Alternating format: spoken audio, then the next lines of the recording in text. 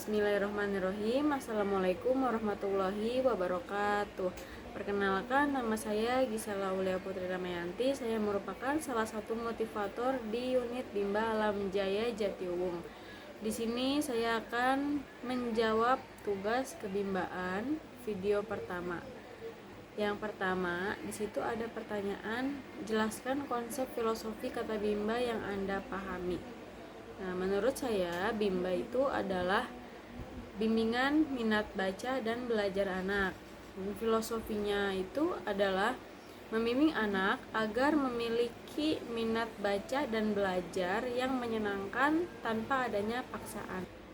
Nah, pertanyaan kedua, di situ ada jelaskan konsep kebahagiaan sejati yang Anda pahami dan bagaimana hubungan antara tujuan utama hidup dengan Bimba.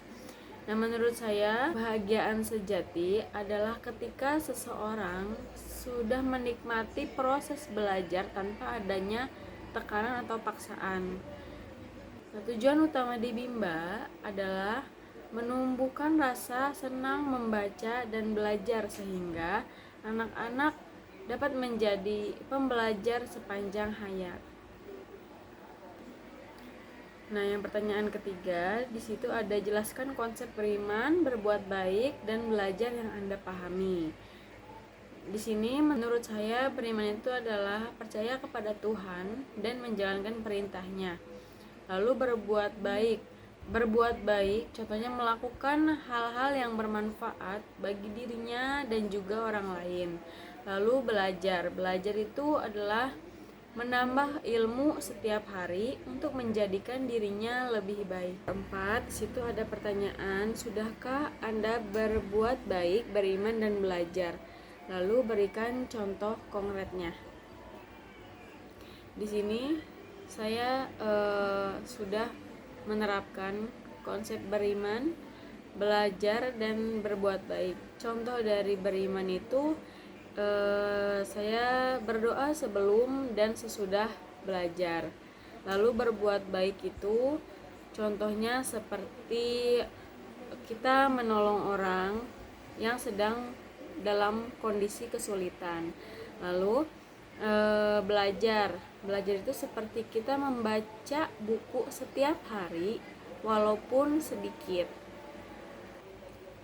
Nah, di pertanyaan yang kelima itu ada apa saja 7 tahapan belajar dan bagaimana hubungan di setiap tahap yang ada di dalam 7 tahapan belajar. Nah, di sini apa saja sih 7 tahapan belajar? Nah, 7 tahapan belajar itu yang pertama adalah mengenal. Setelah ia mengenal, lalu ia memahami. Nah, setelah dia paham, lalu ia akan mencoba. Setelah mencoba, ia berlatih. Lalu setelah berlatih, ia akan membiasakan. Setelah membiasakan, ia menikmatinya. Lalu setelah menikmati, ia menjadi salah satu kebutuhan. Nah, semua tahapan ini saling berkaitan, dimulai dari ia memahami sampai akhirnya menjadi kebiasaan dan kebutuhannya. Nah, di nomor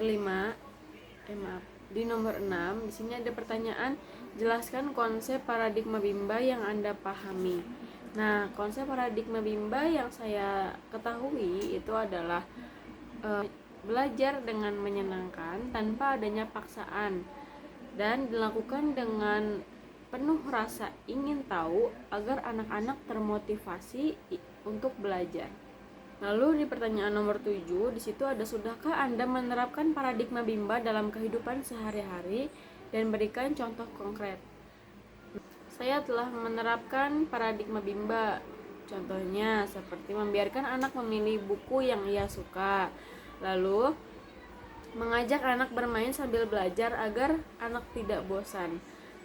Dan terakhir, memberikan anak sebuah reward ketika anak berhasil mengerjakan sesuatu.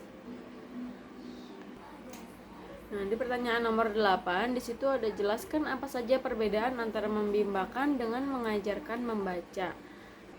Membimbakan membaca itu membantu anak menemukan minat membaca dengan cara yang menyenangkan. Sedangkan mengajarkan membaca itu hanya fokus pada hasil akhir, tidak mempertimbangkan minat baca anak.